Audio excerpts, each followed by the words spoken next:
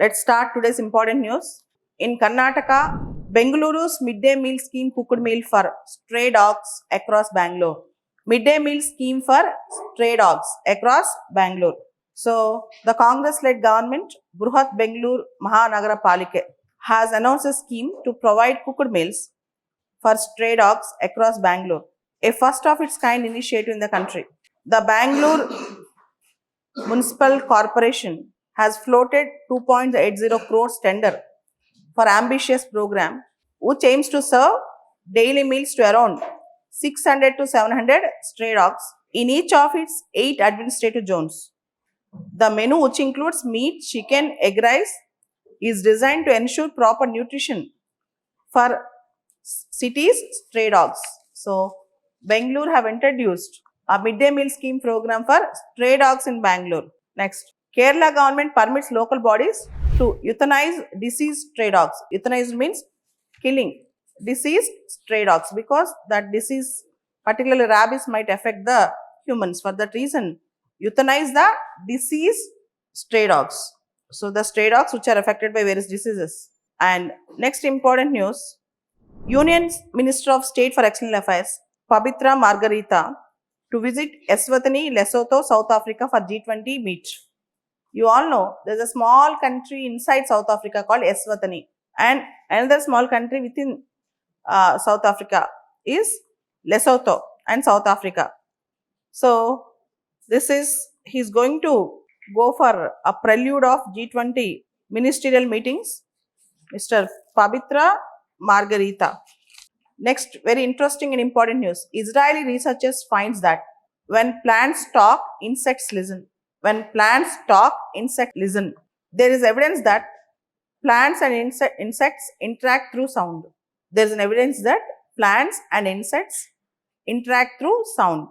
Researchers in Tel Aviv University said that when plants talk, insects will listen, opening a new frontier in the study of acoustic communication in nature. Opening a new frontier in the study of acoustic communication in nature. The study, published in the journal eLife, suggests that female moths detect ultrasonic distress signals emitted by dehydrated tomato plants and use this information to decide whether to lay their eggs or not.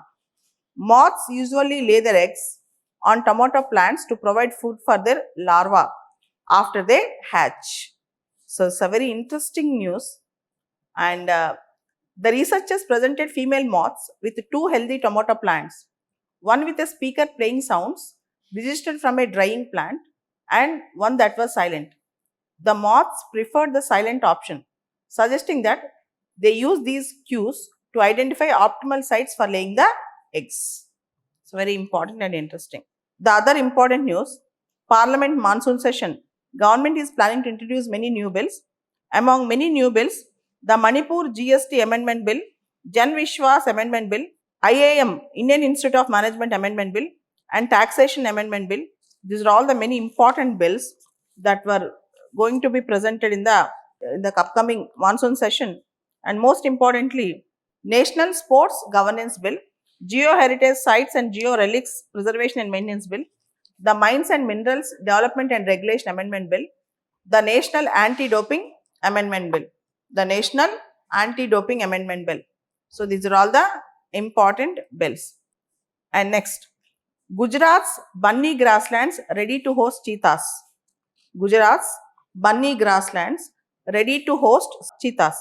The Bunny grasslands of Gujarat, the largest such expanse in the Indian subcontinent and one of the 10 sites selected for cheetah rehabilitation in the country, is now fully prepared to host the cheetahs. And most importantly, we all know cheetah conservation is very important for India.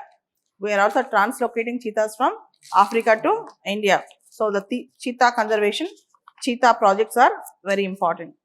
And the next important news is misuse of matrimonial laws.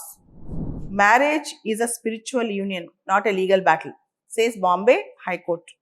The Nagpur bench of the Bombay High Court has quashed a criminal case involving serious charges of cruelty, unnatural sex, and dowry harassment, observing that marriage is a sacred institution and should not be reduced to prolonged legal battles that serve no constructive purpose.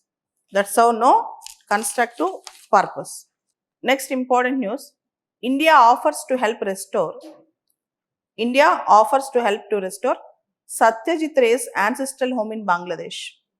Amid strained relations between India and Bangladesh, Government of India has offered a helping hand to Dhaka to restore the popular filmmaker Satyajit Ray's ancestral home in Bangladesh after reports emerged that the Satyajit Ray's ancestral home will be razed to make way for a new structure.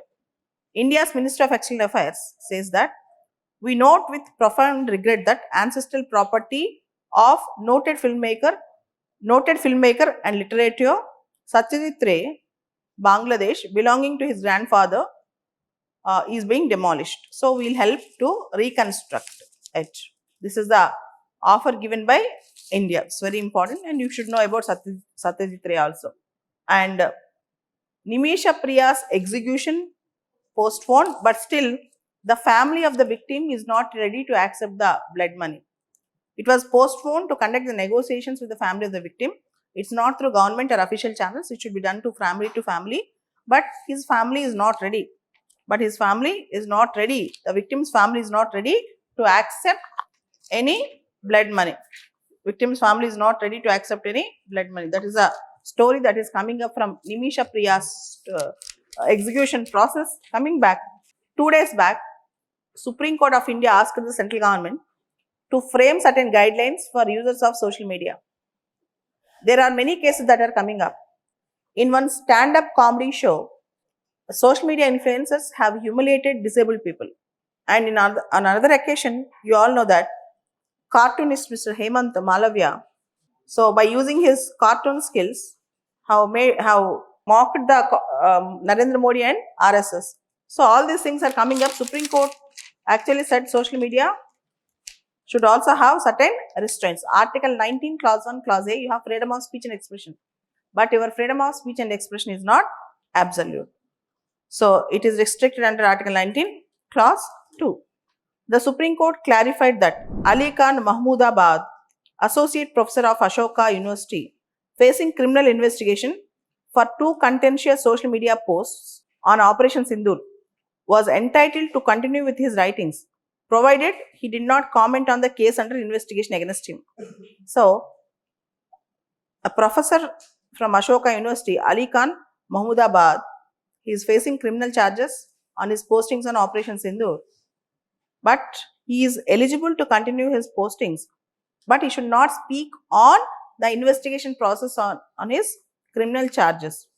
A bench headed by Justice Surya Kant said that there has been some confusion about court's orders on May 21st, which has directed the petitioner shall not write any online post.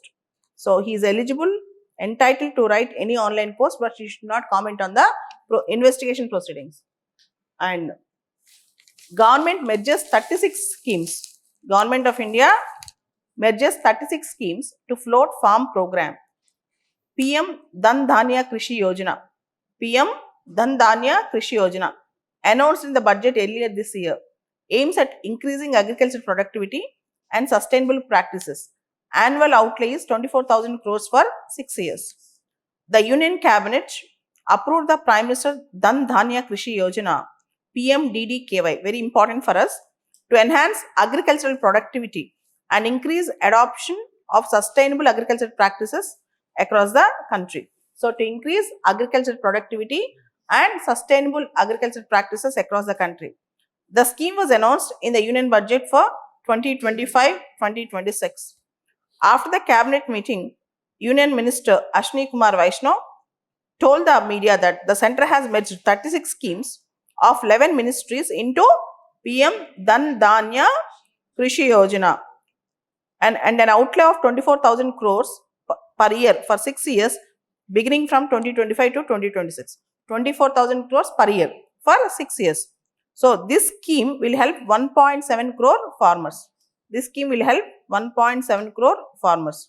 So, 24,000 outlay every year for 6 years. States and private sector to partner with the centre to implement the scheme.